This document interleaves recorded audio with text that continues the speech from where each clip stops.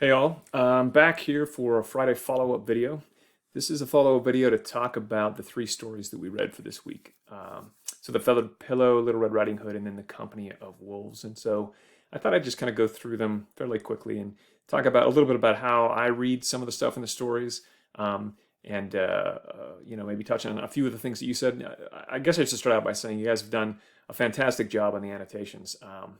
I think it's really working well, and you guys are really digging into these texts in exciting and interesting ways, finding stuff that I didn't see before. So I'm super stoked about that.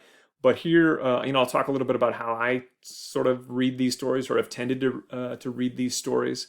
Yeah, so I mean, let's just jump right in. I guess one thing before we go on, and I mean, I want to emphasize here.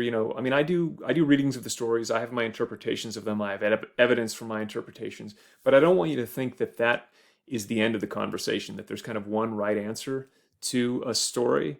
Any good story, any good work of fiction or art is going to have multiple interpretations in the mix, right? That kind of ambiguity, that kind of richness is what makes, I think, for great art often. And so yeah, if you had a slightly different take on things than I did, I don't think you should be discouraged by that. I think often that can be really kind of cool, and we'll talk about that maybe at the end of this story and maybe the other stories. There are different ways to read these.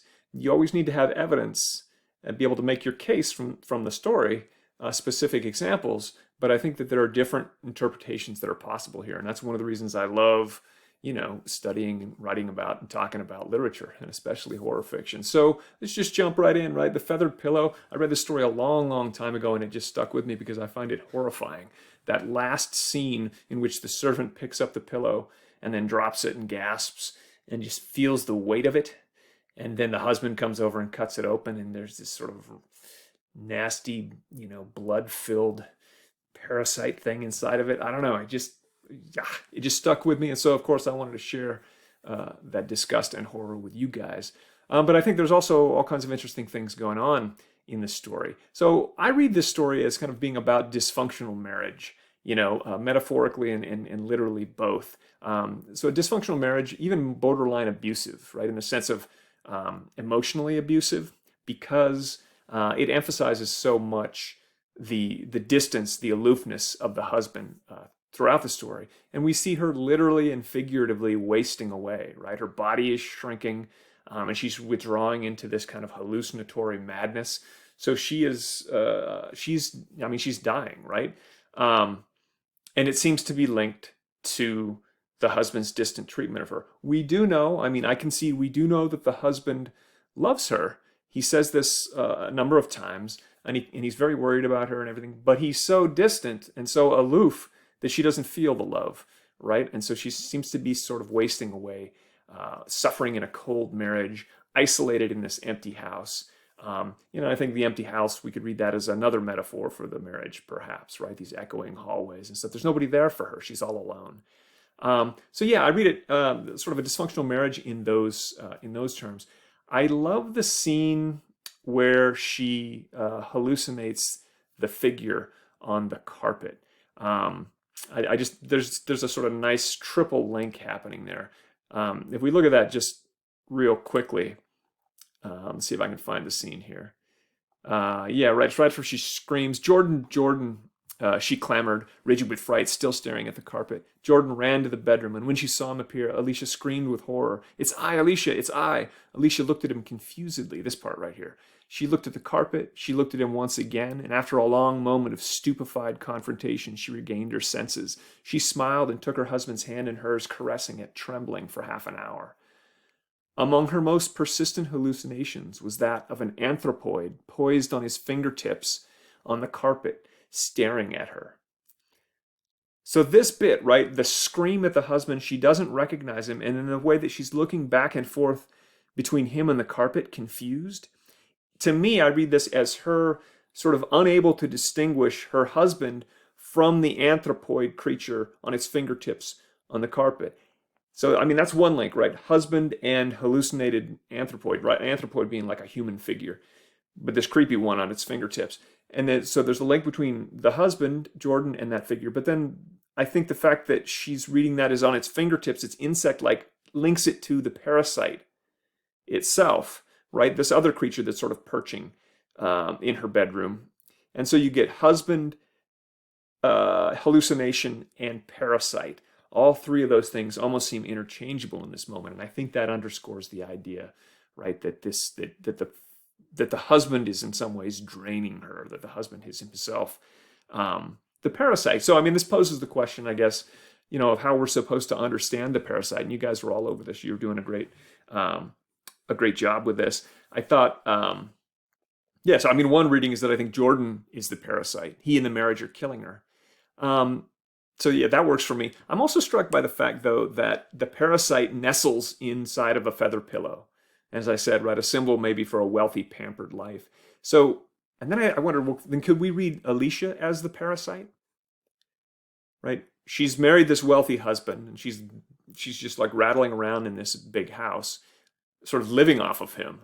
Is she the parasite? The wife clinging to the husband's wealth, sort of trying to suck it dry from him? I don't know. I'm not sure I really like that reading. I'm not sure there's enough evidence in the story to back it up. She reads like the victim to me here, but I did think that was an interesting sort of way of flipping things around a little bit. I also wondered, could we read the story as a critique of wealth, a kind of class critique, a social class critique? The last paragraph almost seems to suggest, right, that these blood-sucking parasites flourish in wealthy environments. Right, the last paragraph, let's see, where is it? These parasites of feathered creatures, diminutive in their habitual environment, reach enormous proportions under certain conditions.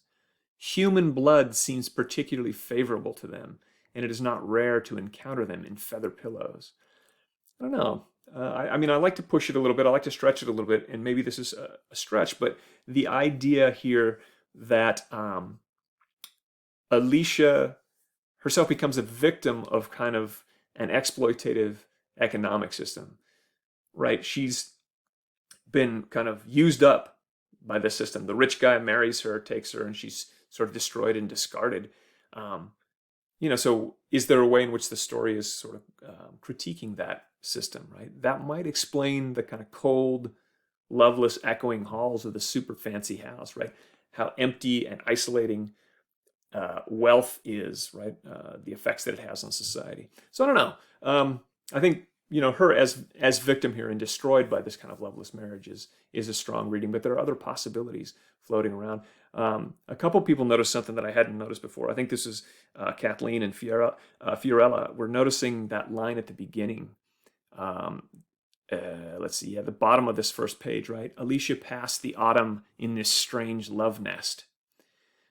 So there were several people that noticed, well, that's the description of the house as a nest.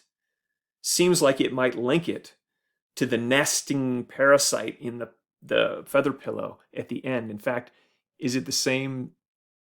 Do they use, I can't remember if they use the word nest here at the end.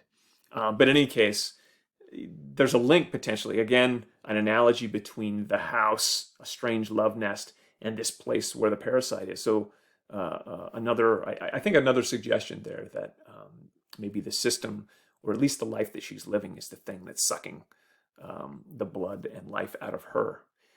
So yeah, lots of interesting stuff going on here, and you guys did great with this one.